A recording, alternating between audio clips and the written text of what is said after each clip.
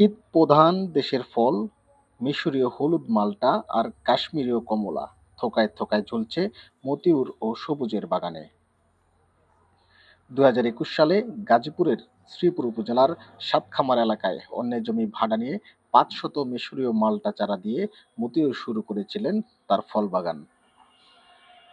এখন তার বাগানে ঝুলছে থোকায় থোকায় মাল্টা। লাল মাটি হওয়ায় যেমন সুমিষ্ট তেমনি রসে ভরপুর।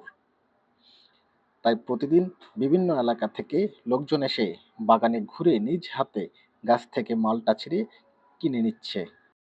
আমার এই বাগানটা মূলত আমি উদ্ভূত হই 2020 সালে, যখন করোনা আসে। করোনা আসার পরে দেখা গেছে যে প্রায় বিশ্বের সবাই, শুধু বাংলাদেশ না, বিশ্বের সবাই কর্মহীন হয়ে পড়ে। তো তখনই চিন্তা ভাবনা করলাম যে আসলে নিজে নিজে কিছু করা যায় কিনা। তখন অনেক চিন্তা ভাবনা করার পরে হলো ইউটিউব, ফেসবুক এগুলো দেখে যে দেখলাম যে না, বাংলাদেশে হলুদ মালটার বিশাল বড় একটা মার্কেট। এটা বাংলাদেশে প্রায় প্রতিদিন 500 থেকে 600 টন মালটা লাগে, যা পুরোটাই আমদানি নির্ভর।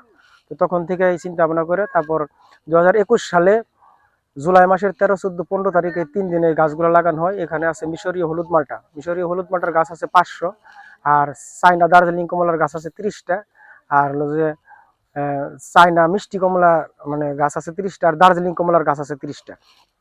তো আবার এই বছর আমি আশা করতেছি যে মিশরীয় হলুদ মালটা গাছ প্রতি এভারেজ 20 কেজি ফলন আর কি। তো 20 কেজি ফলন যদি হয়, দেখা গেছে 500 গাছে প্রায় 10 টন, 10,000 কেজি। 250 টাকা কেজি বর্তমানে বিক্রি করতেছি, ইনশাল্লাহ ভালোই সারা পাইতেছি। 250 টাকা কেজি যদি বিক্রি করা যায়, 10,000 কেজি মালটা যদি হয়, দেখা গেছে তাহলে আমার মোটামুটি 25 লক্ষ টাকা এই বছরই চলে আসে। আমার এই পর্যন্ত এই বাগানে ইনভেস্ট করা হয়েছে শুরু থেকে পর্যন্ত 24 লক্ষ টাকা। আমি আশাবাদী এই বছর ইনশাল্লাহ আমার যা খরচ হয়েছে খরচ তো ওইটা করবো। তো আমার টার্গেট হচ্ছে আগামী বছর আর কি 2025 সাল। 2025 সালে আমার টার্গেট আছে, আল্লাহ পাক যদি দেয়, গাছ প্রতি 100 কেজি ফলন মালটা। গাছ ইনশাল্লাহ আলহামদুলিল্লাহ ভালো বড় হয়েছে। তো 100 কেজি যদি ধরা যায়, 500 গাছ আছে, দেখা গেছে 100 × 500 দেখা গেছে প্রায় 50 টন, অর্থাৎ 50,000 কেজি। যদি 250 টাকা কেজি বিক্রি করতে পারি, আলহামদুলিল্লাহ ভালোই সারা পাচ্ছি, ইনশাল্লাহ করা যাবে আশাবাদী।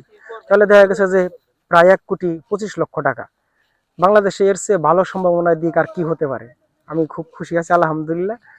আর যদি আপনাদের কারো ইচ্ছা থাকে যে না, এসে দেখবেন, দেখা যান, কোনো সমস্যা নাই। ফেসবুক আর ইউটিউব দেখে মিশরের হলুদ মাল্টা আর কাশ্মীরের কমলা চাষ করে ব্যাপক সাড়া ফেলেছে গাজীপুরের শ্রীপুরের দুই চাষি।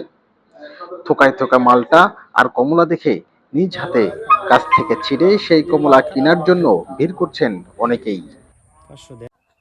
আসলে এখানে এটা হচ্ছে শ্রীপুরের ভিতর থেকে বর্মির দিকে। তো আমার এক বন্ধু, তার বাসা হচ্ছে বর্মিতে।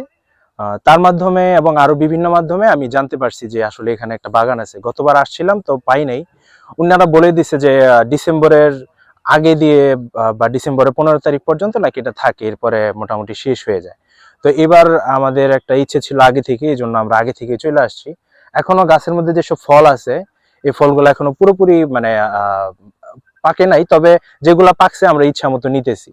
আর সব থেকে বড় কথা হচ্ছে এখানের যে ফলগুলা খুবই সুমিষ্ট এবং প্রচুর রসালো, যেটা আমরা সাধারণত বাজার থেকে যে কিনে খাই ওইটা না। আর এর থেকে বড় বিষয় হচ্ছে যে এখানে আমরা দেখতেছি যে আসলে আমরা কি খাচ্ছি, এটা কতদিনের বাসি বা কি, ওটা আমরা জানতেছি না, বা কোনো প্রিজারভেটিভস ইউজ করতেছে না। যার কারণে আমরা মানে আমাদের নিজেদের মধ্যে একটা স্বাচ্ছন্দ্য বোধ করি যে আমরা একটা ফ্রেশ জিনিস খাচ্ছি। তো এটা আসলে মূলত এটা আমাদের এই গাজীপুরের শ্রীপুরে এই জায়গায়, এই জায়গার নাম হচ্ছে ডালেহর। তো আমার বাসা হচ্ছে মাওনাতে, ছাতির বাজার পার্শ্ববর্তী গ্রাম। তো আমি হঠাৎ করে দেখতে পেলাম যে ইউটিউব, ফেসবুকের মাধ্যমে যে আমাদের পার্শ্ববর্তী গ্রামে এরকম সুন্দর একটা মালটা বাগান হয়েছে। তো ফেসবুকে দেখার পরে ঠিক আছে, আসলাম দেখতে, নিজের হাতে দেখলাম, মানে ঘুরে ঘুরে দেখলাম, নিজের হাতে মালটা ছিঁড়লাম, ছিঁড়ার পরে কিনলাম, মালটা খেয়ে দেখলাম খুব সুস্বাদু মালটা। আসলে আমাদের দেশে যে এরকম, সারা জীবন শুনছি বিদেশ থেকে ফল আমদানি করে, তা আমাদের দেশে আসলে মনে হয় কেউ চেষ্টা করে না কোনো সময়।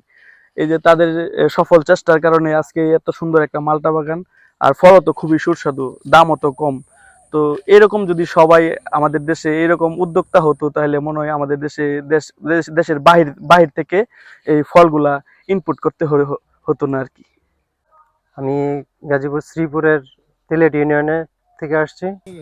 এখান থেকে আমি এক সংবাদ মাধ্যমে শুনলাম, মানে একজনের মাধ্যমে শুনলাম আর কি, যে এখানে নাকি কমলা বাগান আছে, সাথে পাশাপাশি আর কি মালটা বাগানও আছে। আসার পরে দেখলাম অনেক সুন্দর একটা বাগান, দেখে খুব ভালো লাগলো। কিছু মালটা সংগ্রহ করছি আমি কিনে নেওয়ার জন্য, এই 2 কেজি পরিমাণ নিয়েছি। আর খেয়েও দেখছি খুব সুস্বাদু, মানে খেতে খুব সুস্বাদু আর কি জিনিসটা।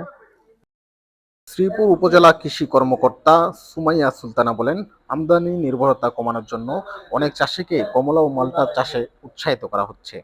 কৃষি সম্প্রসারণ অধিদপ্তরের উদ্যোগে চাষিদের দার্জিলিং জাতের কমলা ও মিশরীয় মালটা চাষে কীটনাশক ব্যবহারের পরামর্শ দেওয়া হচ্ছে। শ্রীপুরের সাতখামার গ্রামে হলুদ মিশরীয় মালটার চাষ হয়েছে। এর সাথে সাথে দার্জিলিং কমলাও চাষ করেছেন। আমরা উদ্যোক্তাদের পরামর্শ দিচ্ছি সাইট্রাস জাতীয় ফসল চাষে যে ধরনের প্রতিবন্ধকতা রয়েছে সেটি কাটিয়ে ওঠার জন্য আমরা কৃষকদেরকে পরামর্শ প্রদান করে যাচ্ছি, যাতে পোকামাকড়, রোগবালাই এবং গাছের যে পুষ্টির চাহিদা রয়েছে সেটা পূরণ করার জন্য আমরা সর্বাত্মকভাবে কৃষকদের পাশে আছি। দার্জিলিং কমলা এবং হলুদ মিশরীয় মালটার চাহিদা বাজারে প্রচুর। কৃষকরা এই বিষয়ে উদ্বুদ্ধ হচ্ছে যে বাজার মূল্য যেহেতু ভালো পাওয়া যাচ্ছে, সেজন্য কৃষকরা খুবই আগ্রহী এ ধরনের সাইট্রাস জাতীয় ফসল চাষের ব্যাপারে। আমরা চাই এ ধরনের উদ্যোক্তা গড়ে উঠুক এবং আমাদের আমদানি নির্ভরতা যেন কমে যায়।